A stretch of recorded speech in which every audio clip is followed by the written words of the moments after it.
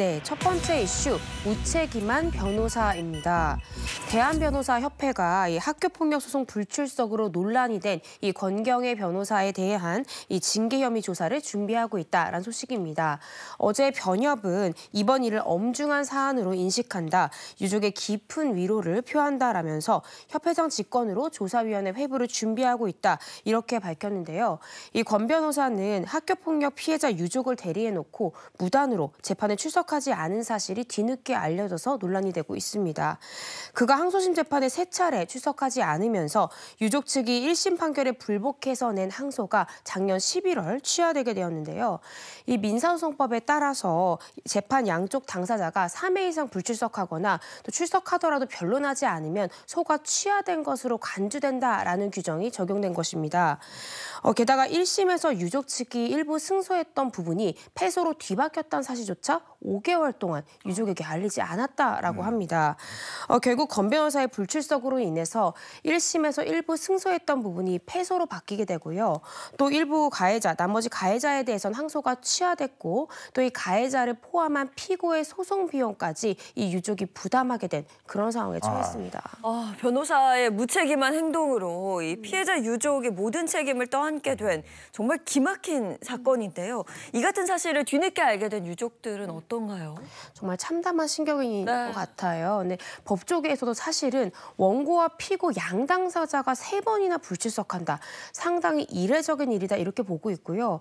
저도 개인적으로 이게 가능한 일인가?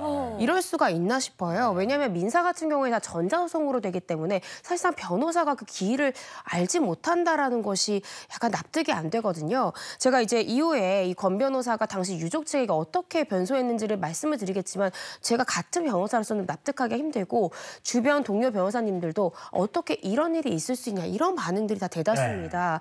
돈을 떠나서 유족의 마음, 유족의 상처 어떻게 보다듬을 수 있을지 정말 깊은 저도 위로의 말씀을 전하고요.